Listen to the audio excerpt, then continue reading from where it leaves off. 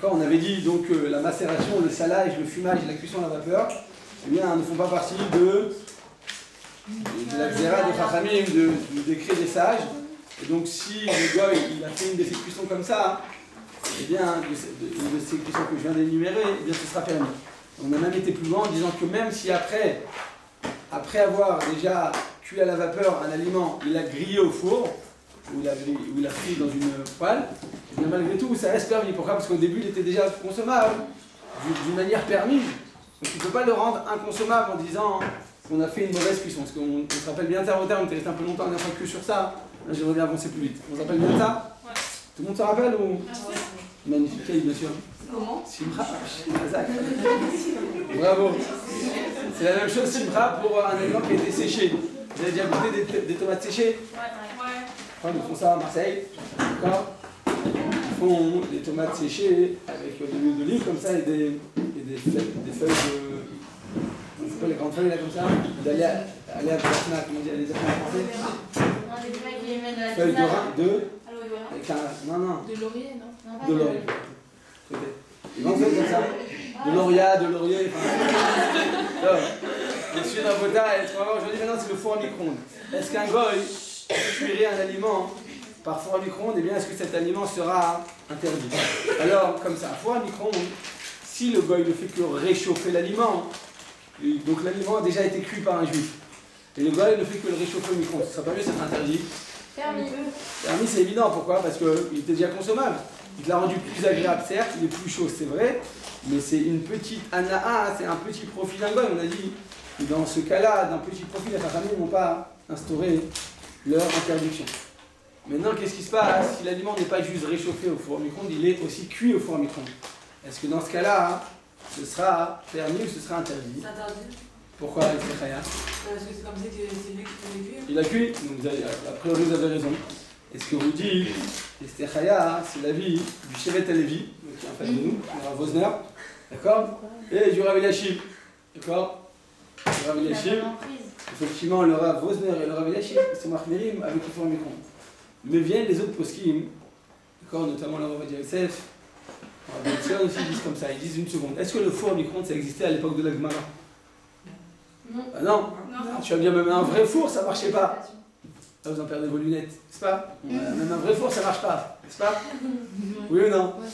Même un vrai four, ça n'existait pas à l'époque de la Gemara. Donc quoi? Où je vais en venir? Et même ça va d'emprise. Hein? Il n'a pas d'emprise, il va pas aller. Une fois que t'as porté les permis, je me prends, il ne peut rien faire sur les tranches. Non, Mouchané, c'est qui a mis le four à micro-ondes en marche? Alors écoutez bien, je m'explique. On avait expliqué une fois un klal. She'en gozrim gzerot chadashot mida'atenu. Ça veut dire quoi?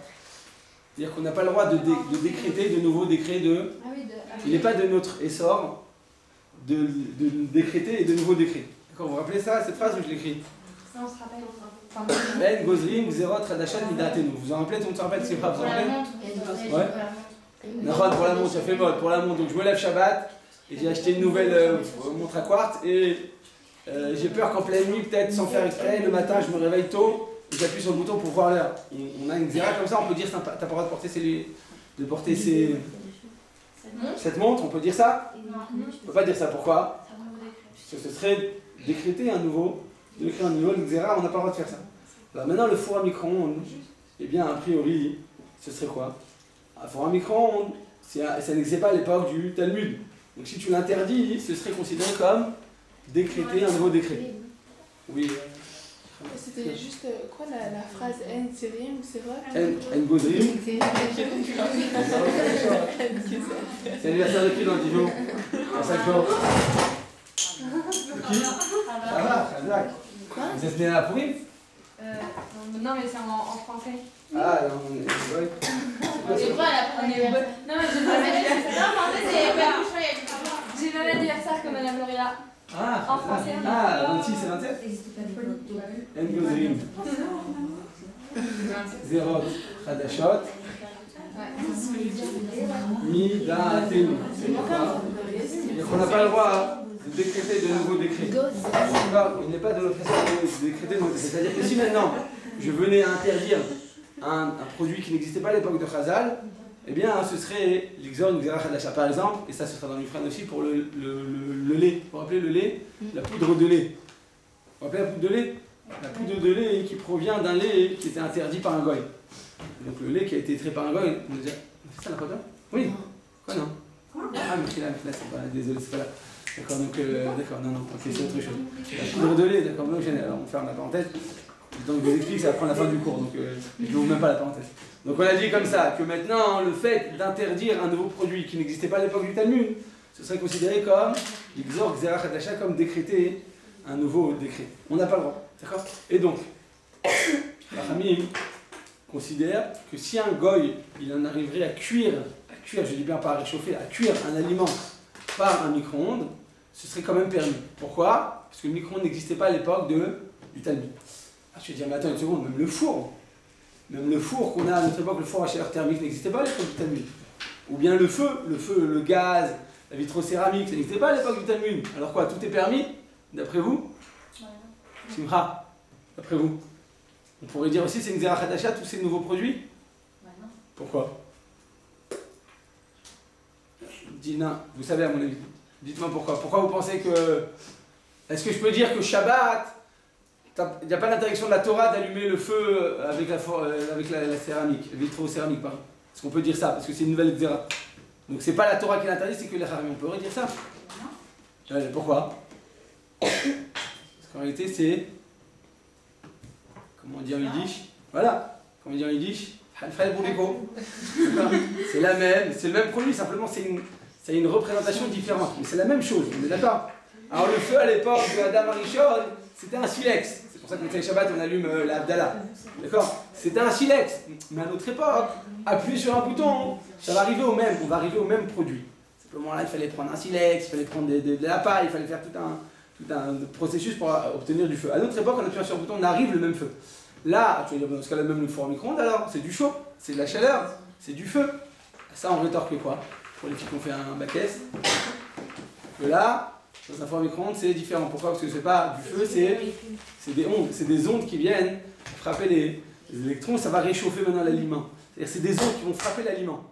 Là, ça n'existait pas à l'époque du Talmud, on est bien d'accord? C'est nouveau, c'est quoi 50 ans? C'est pas très bon pour la santé, il paraît. Donc il faut les maillettes, il faut essayer d'éviter, enfin pas tous les jours en tout cas, mais l'essentiel c'est de comprendre qu'en réalité, eh bien, le four à micro-ondes n'existait pas. Ce principe n'existait pas à l'époque de Chazal. Est-ce que c'est clair? Oui. Il est parti. D'accord. Donc on a dit que c'est la même chose pour un four à micro-ondes. Un four à micro-ondes, eh bien, comme ce sont des ondes qui n'existaient pas à l'époque de Chazal, donc si nous on l'interdisait, ce serait considéré comme étant l'exemple de Hadasha. Ça, donc c'est l'avis du Rav Ovadia Yosef, du Rav Ben Salvachol et d'autres poskim ashkenazim aussi. Contre ça, le Rav Wosner, Rav Eliashiv, il dit attends, je comprends pas, c'est du feu, c'est du feu. Ça c'est un four, c'est interdit. Four à micro-ondes aussi, c'est interdit, ça fait partie de la famille. Alors c'est vrai que le processus est un peu différent, mais on va pas chipoter comme on dit. Et donc si le four à chaleur thermique est interdit, même il en est de même pour le four à chaleur à micro-ondes. Donc en conclusion à vos tailles, si un goy me cuirait un aliment par le four à micro-ondes, si je désire le consommer, Yesh la Milismor. J'aurais sur qui appuyer, d'autant plus ça fait que des rabananes. N'oublions pas que Bichou Lakoum, la cuisson effectuée par un goy, c'est une interdiction d'ordre rabbinique. Donc, ça fait que des rabananes. Donc, si tu voudrais se mettre indulgent, on pourrait le faire. Est-ce que maintenant j'ai le droit de consommer un aliment en boîte de conserve? Alors là, quand on est en France, donc on a la liste. Donc je dis que la liste, elle n'est pas toujours fiable, mais il y a certains produits que oui. Et la personne qui donne, c'est quelqu'un de très sérieux, simplement, comme je vous disais la dernière fois, dans la liste, le problème c'est quoi? C'est qu'ils vont dans l'usine une fois par an et vérifient toutes les composantes et tous les ingrédients d'aliments. Maintenant, au cours de l'année, si Monsieur Nutella, il a envie de changer sa composition, il va demander l'autorisation à Madame Cohen. Il va lui dire, est-ce que tu acceptes? Je t'en prie, vas-y, laisse-moi, je vais juste rajouter un peu de trucs, c'est moins cher, c'est meilleur, je vais mettre plus de praline. Il va demander à personne. C'est-à-dire que le comptoir, eh bien, il n'a pas suffisamment de poids. Quand c'est aux États-Unis, c'est différent. Comme il y a un gros hobby juif, et ce qu'ils font les juifs, ça a une grande incidence sur l'industrie. Mais en France, si maintenant on vient, on demande les ingrédients, on dit merci, merci déjà qu'ils ont accepté de donner la liste des ingrédients de... C'est quand même un secret, on est d'accord, de dévoiler les ingrédients et la composition d'un aliment, c'est quand même un secret, parce que sinon tout le monde ferait la même chose. Après, on nous dit que le Coca-Cola, il y en a 3 au monde qui ont la vraie recette. Un des 3, c'est le Rav Lando de Bnei Brak. Ah ouais? Ouais, parce qu'ils ont été obligés de tout lui dire pour savoir si. C'est le seul à savoir. Quoi? Bah, au Khata Adonai.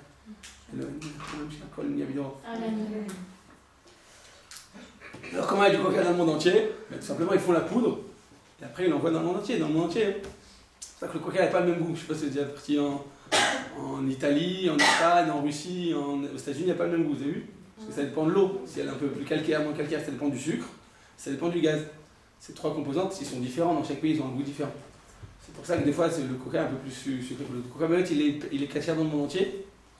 En dehors, certains pays asiatiques, là-bas, ils prennent du sucre de vigne. Le sucre de vigne, donc c'est avec des restes de raisins qui ont été utilisés pour faire du vin, donc il y a une Nesser. En général, dans le monde entier, le Coca-Cola, on peut. Quoi qu'il en soit, on détaille. Donc voilà, qu'est-ce qui se passe donc, pour la liste.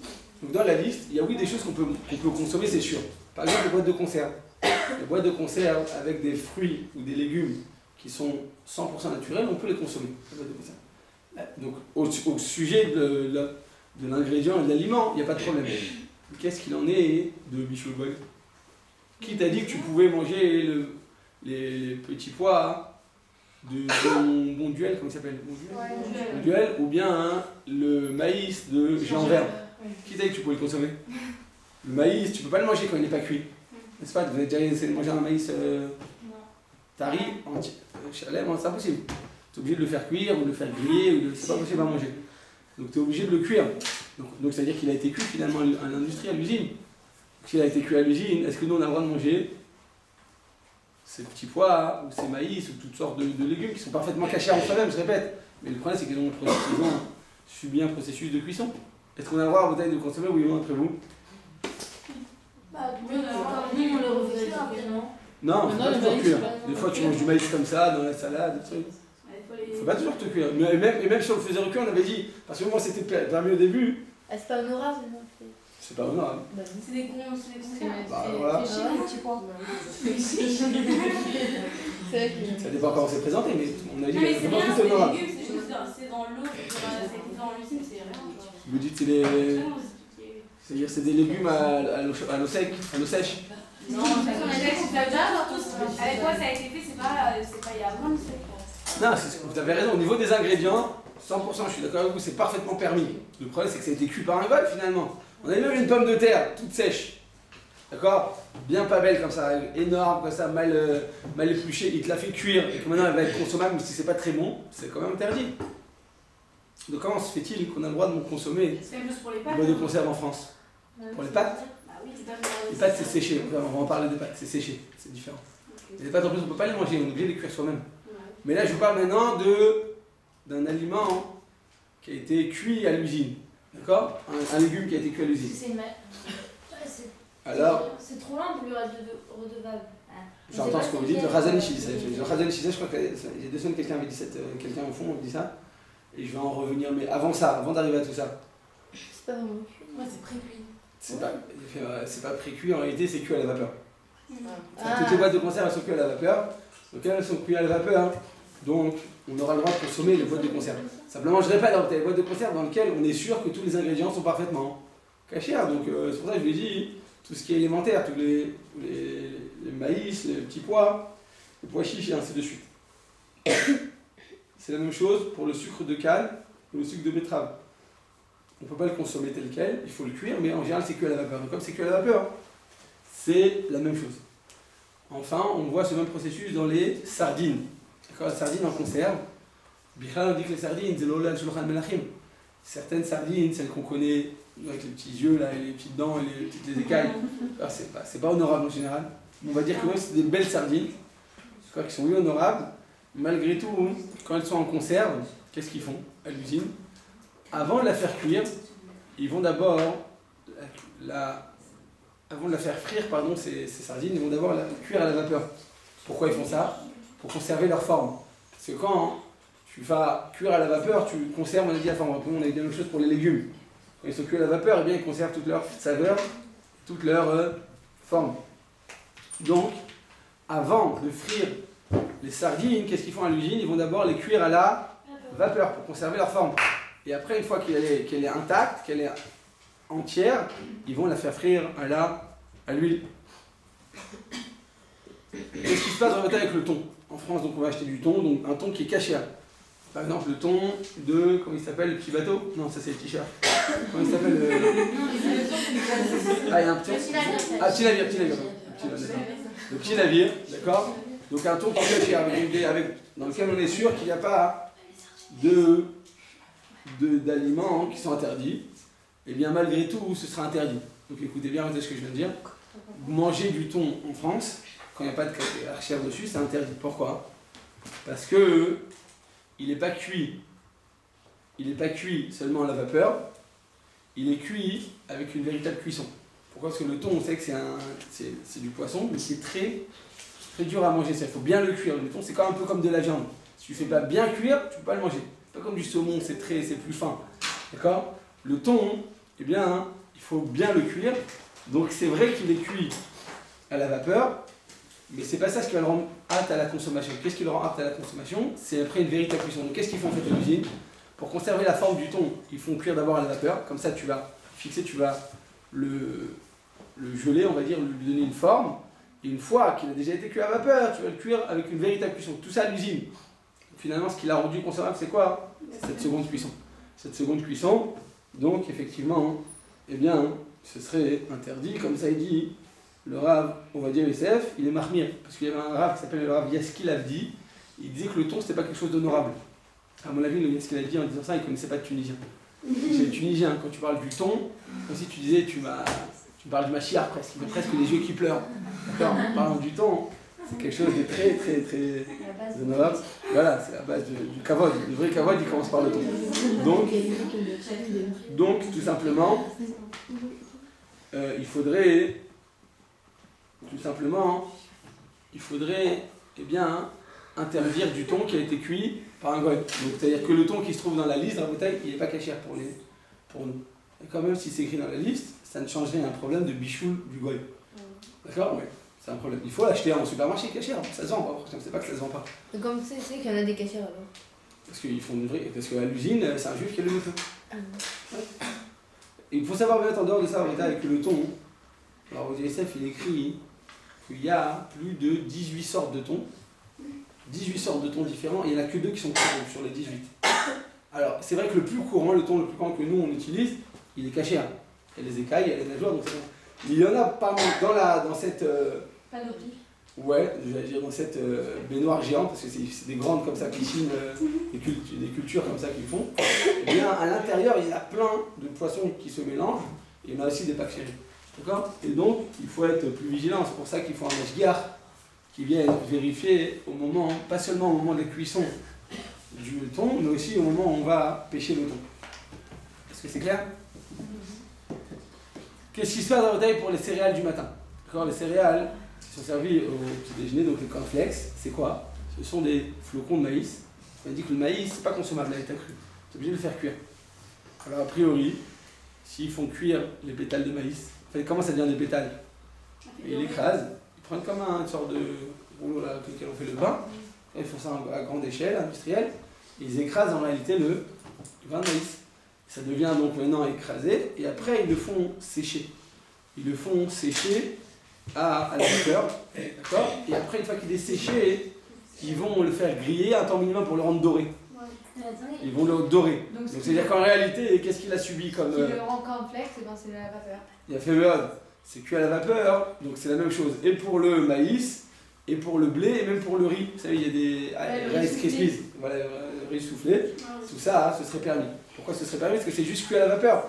On a dit qu'à la vapeur, il n'y a pas d'interdiction de bichoul du goy, d'une cuisson qui a été effectuée par un goy. Ah, tu vas dire, mais après, il va être grillé. Oui, il sera grillé juste pour lui donner un aspect doré et croustillant. Et il n'y a pas d'interdiction parce qu'il était déjà consommable. À l'aide de la cuisson à la vapeur, il était déjà consommable. Simplement, il est meilleur en étant grillé dans un four.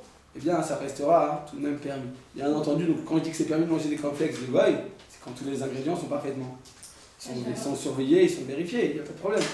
Mais il n'y a pas besoin que ce soit le juif qui allume le feu. Mais il y a marqué comment c'est cuit quand on achète un produit? Il n'y a rien écrit. En France ou en Israël? En France. Il n'y a pas forcément écrit alors. Il y a un écrit, non, ils ne font pas attention à tout ça en France. C'est sur la liste, tu vois. Sur la liste, il y a des. Oui, avec la liste, c'est vrai, ça ne nous rend pas quitte de ça. Oui. Le problème, là, il n'est pas solutionné par Non. Tout ce qui est dans la liste, quand c'est dans la liste, c'est pas un juif le producteur, donc c'est pas un juif, c'est nécessairement des goïs qui l'ont fait cuire. Tout ce qu'il y a dans la liste, c'est écrit par un goï. Maintenant, il y a des choses qu'on a le droit de consommer. J'ai pas dit qu'on n'a pas le droit. Quand c'est par exemple des champignons, trucs, il n'y a pas de problème. S'ils sont cuits par un goï, il n'y a pas de problème. C'est déjà consommé à l'état cru. Mais en dehors, c'est-à-dire que la liste qu'elle vous donne, c'est juste l'assurance que tous les composantes sont parfaitement permises. Ils ont juste été surveillés, c'est tout. Ça ne veut pas dire qu'il a été cuit par On un a goï. dit qu'on ne peut pas avoir confiance en un gars. C'est pour ça qu'il faut une surveillance. On ne peut pas s'appuyer sur lui. C'est vrai qu'il faut vérifier. J'ai une question. Si le c'est à cause que sinon vous avez été Se marier. Voilà. Mais maintenant, même si les céréales, tout ça, ça avait été fait par une vraie cuisson, c'est des choses qui sont vendues partout. Il n'y a pas un juif qui va dire ah, il m'a rendu service, je vais aller. Voilà, qui a fait, effectivement. Donc la semaine dernière, quelqu'un a rétorqué ça. Il a dit la même chose et vous aussi, vous avez raison. Mais il y a comme ça. Le Chazon Ish, il écrit tout simplement que dans une usine, comme c'est fait à l'échelle industrielle, et qu'il n'y a aucun contact entre la personne qui va cuire l'aliment et entre l'acheteur dans le supermarché qui va prendre maintenant cet aliment dans les rayons, il n'y a aucun contact, même théorique. Alors, le Maharitatz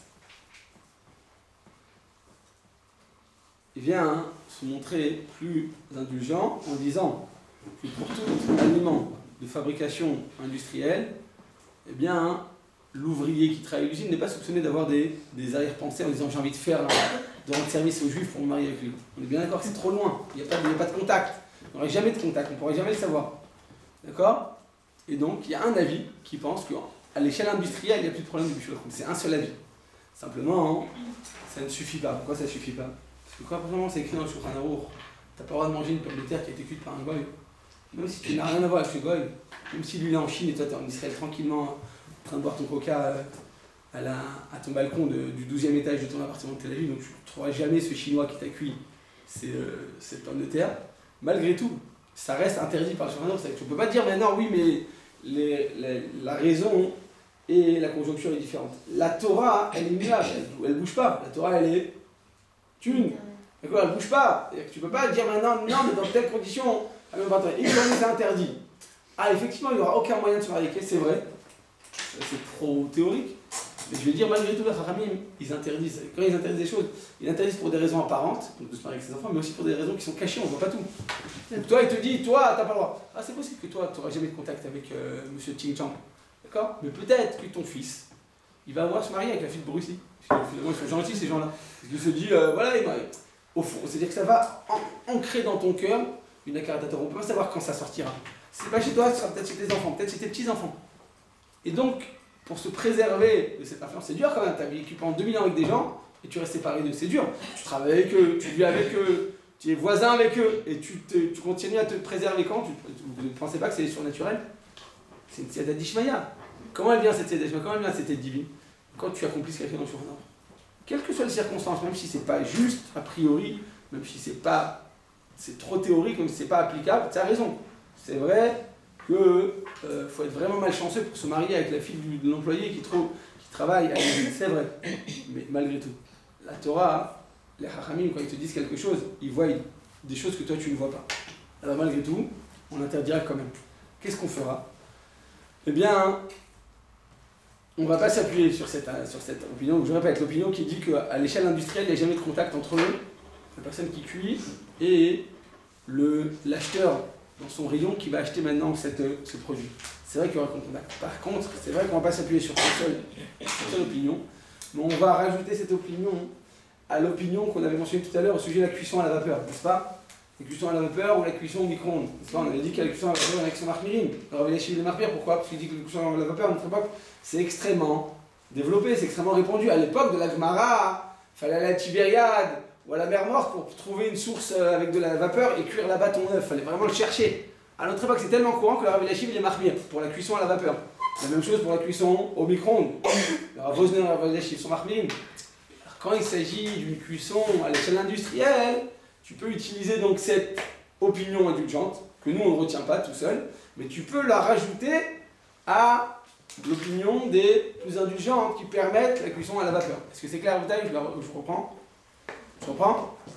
Comme ça. Le Chazon Ish, il a dit au Rav Wosner, il lui a répondu que le fait de cuire à l'échelle industrielle, c'est pas une raison suffisante pour permettre un aliment. Pourquoi? Même si toi tu n'as aucun contact avec la personne qui travaille à l'usine, tu n'as aucun contact, tu n'as aucun moyen de lui être reconnaissant de se marier avec lui, malgré tout, ça reste quand même interdit. Simplement, quand il s'agit d'une cuisson à la vapeur qui est faite à l'usine, dans ce cas-là, donc on a deux raisons pour permettre. Donc même ceux qui sont marmirim tout seuls pour la cuisson à la vapeur, à l'usine on le permettra. Est-ce que c'est clair, Bouteille? Ou je reprends une troisième fois? C'est clair pour tout le monde? Fora, vous êtes prête à me dessiner ce que je viens de dire, comme Camille? Hein? Fora? Non, c'était clair ou vous me faites un croquis? Elle dit oui de la tête. Ah, ça va, c'est de la tête, ça va. C'est bon, elle m'a fait le croquis. Donc effectivement, à Bouteille, eh bien, non, comme vous avez le truc, c'est croquis, ça m'aide, d'accord. Donc effectivement, à Bouteille, eh bien, Chazal nous dit que dans ce cas-là, la cuisson à vapeur, comme je viens de dire précédemment, certains postes marmirim, ils disent que c'est différent de la cuisson au fumage. Quand on fait fumer un aliment, ça effectivement c'est pas courant. Mais une cuisson à vapeur c'est extrêmement courant, donc nombre de poskim ashkenazim seront marmirim. Est-ce que Rabotai, maintenant qu'on a parlé de Rocky, est-ce que si j'ai envie de gober un œuf pour pouvoir avoir du sport, comment dire, la pêche, pour pouvoir faire ma course du matin, d'accord? Est-ce qu'on peut dire que l'œuf, comme on peut le gober, d'accord, cru, est-ce qu'on peut dire que l'œuf n'est pas considéré comme étant un aliment qui est consommable à l'état cru? Donc si le gars me fait cuire un œuf, est-ce que j'ai le droit de le manger, oui ou non? En d'autres termes, est-ce que l'œuf, Rabotai, répond au premier critère de Bishul Hakoum, c'est-à-dire un aliment qui est consommable à l'état cru? Mais la plupart des gens le voient. La plupart des gens. Comment? Il n'est pas consommable. Il y en a qui le, comme j'ai dit, il y a des sportifs. Oui, d'accord, mais Qui on peut tout manger. le gobent, il y a des chanteurs, il y a des chazanim. Il y en a qui disent avant d'aller à la synagogue, des chazanim, ils le prennent. Mais C'est rare. si on voit comme ça, on peut tout manger. Hazak, on peut tout le temps se mettre un flingue sur la tête, mange-le sinon ce que tu manges. Voilà. Effectivement. Donc effectivement, Odaï, c'est considéré comme Achila al-Yedé Atrak. Achila al-Yedé Atrak, on voit ça dans Shabbat aussi. Comme Dorsai. Achila Mais Gobarna, c'est pas une habitude. al-Yedé Atrak. Ça dit quoi? Ça veut dire que c'est une consommation, c'est considéré comme difficile. C'est pas une considération, par exemple, une consommation courante, c'est une consommation difficile.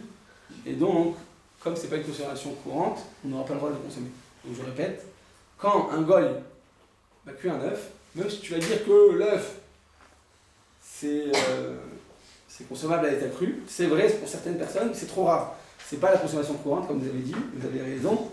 Et bien effectivement, donc si un goy va me cuire un œuf, donc il a accompli le passou, il va te faire cuire un œuf, eh bien j'ai pas le droit de le manger. Par contre, comme l'œuf ça se cuit très rapidement, donc les Chachamim ont quand même émis une koula, une mesure d'indulgence, en disant qu'à partir du moment où le goy il a cuit un œuf et qu'il n'est pas parfaitement cuit, que le juif il est intervenu même à 99% de la cuisson, donc pas à 100% Simcha, c'est-à-dire que tu l'as pas laissé le goy finir la cuisson de l'œuf.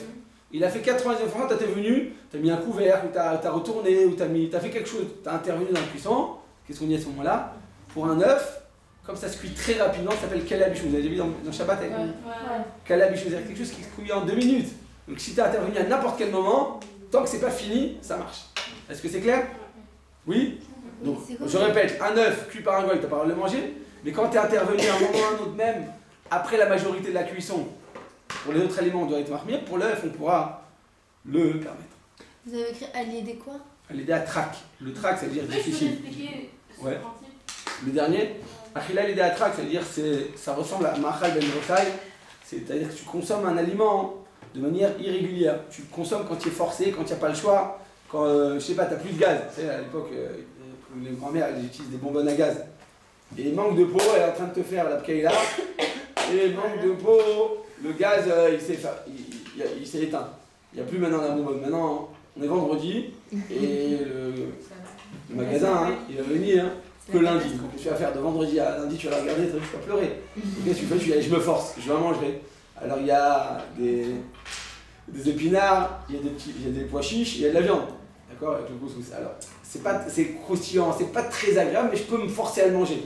Est-ce que tu peux dire que comme tu t'es forcé à le manger, donc c'est considéré comme étant une consommation normale? Donc si c'est une consommation normale, eh bien ça devrait être permis. On te dit non, parce que tu peux le consommer qu'en cas de nécessité, en cas de guerre, tu peux le manger, mais c'est pas une consommation courante. Donc achila diatrak, c'est une consommation qui n'est pas courante, qui n'est pas régulière. Tu te forces à le manger. C'est pas ça ce qui donnera le statut d'un aliment. C'est clair? Qu'est-ce qui se passe dans le Thaïlande pour des fruits? Donc tu vas aller au Franprix et tu vas acheter une compote de pommes, qui est bien entendu inscrit dans la liste, je répète. Alors, j'ai dit tout à l'heure ce qui est écrit dans la liste, très souvent ils ne prennent pas en considération l'interdiction de bichougouet. Ils prennent en considération que les composantes et les ingrédients de l'aliment. Est-ce que maintenant donc tu pourrais, combien? Quoi, LD? Allez, à trac. C'est-à-dire que c'est une achila qu'on se force à manger, c'est pas ça qui va donner le statut de l'aliment. C'était quoi la question? Dis-moi. Grave.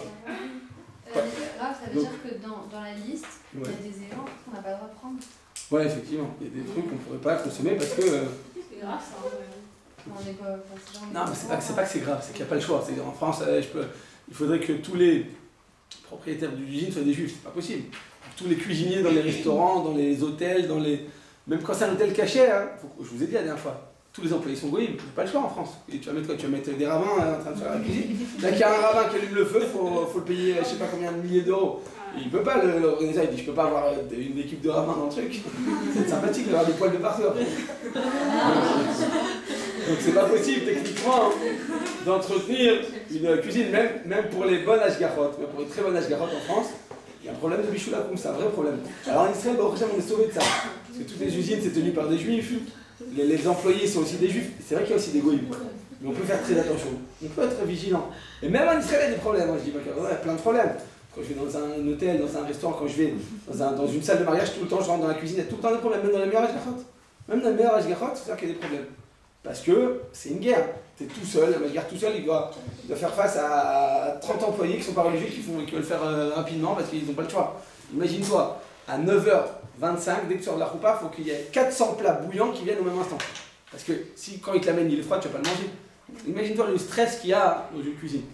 Les cuisiniers, ils ont un stress, en général, c'est pas un métier très, très facile à gérer. D'accord? Ou la restauration, c'est un gros stress. C'est-à-dire qu'au même instant, 400 plats bouillants qui doivent sortir en même temps. Donc imagine-toi, tu dis attends aux juifs, vas-y viens, allume-moi le feu, prends-moi le truc, sors-moi la marmite. Il va dire attends, laisse-moi tranquille. C'est une guerre constante. Donc déjà en Israël, c'est pas évident. Donc, en Israël, on a toutes les conditions pour que ce soit possible.